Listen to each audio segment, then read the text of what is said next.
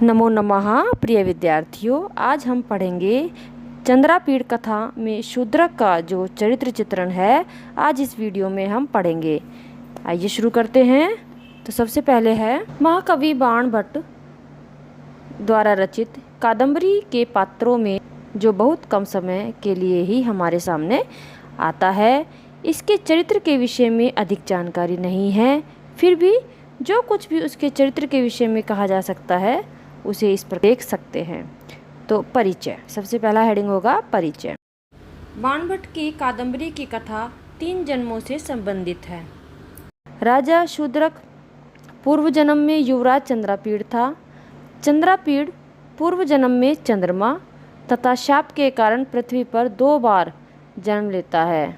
प्रथम बार चंद्रापीड़ के रूप में जन्म लेकर मित्र वैशंपायन की मृत्यु के आघात से प्राण त्याग देता है। तत्पश्चात राजा शूद्रक के रूप में जन्म लेता है।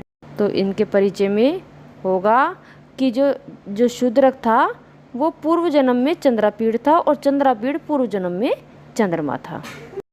अब दूसरा हेडिंग होगा गुणों का पारखी। राजा शूद्रक गुणों का पारखी है। उसकी राजधानी विदिशा नगरी सभी प्रकार से व्यवस्थित है। उसका दरबार सभी प्रकार से गुणवान व्यक्तियों से भरा रहता है। उसके दरबार में चांडाल कन्या पिंजरे में बंद तोते को लेकर आती है।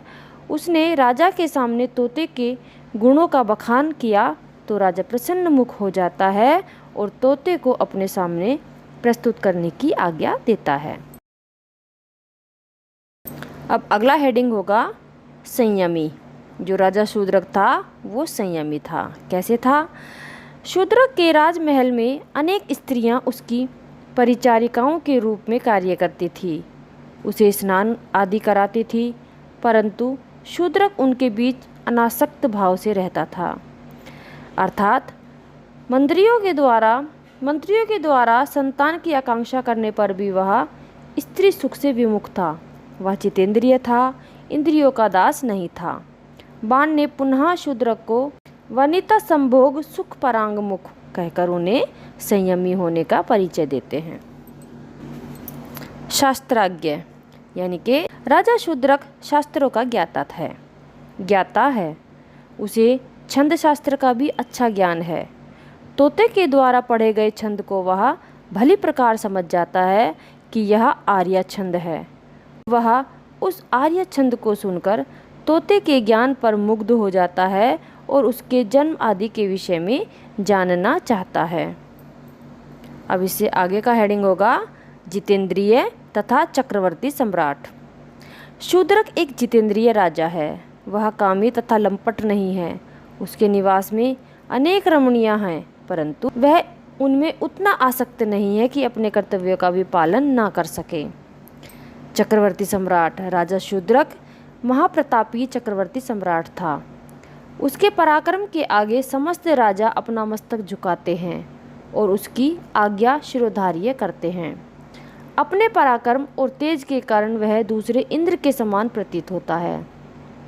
चक्रवर्ती लक्षणों से संपन्न शूद्रक 4 समुद्रों की माला रूपी मेखला वाली पृथ्वी का स्वामी था। तो इससे प्रतीत होता है कि जो राजा शूद्रक था वो चक्रवर्ती सम्राट था। अब इससे आगे का हेडिंग होगा सच्चा प्रणयी।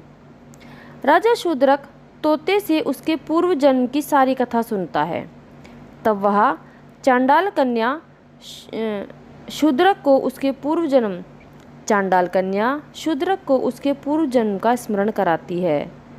उसके शाप की अवधि समाप्त हो जाती है और शूद्रक का सारा शरीर काठ की तरह बन जाता है तथा वह काम अग्नि में भस्म हो जाता है।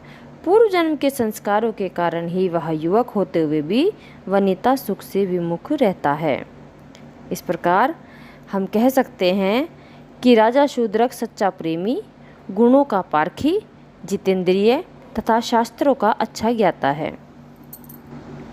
तो बस बच्चों, आज की वीडियो में इतना ही। धन्यवाद।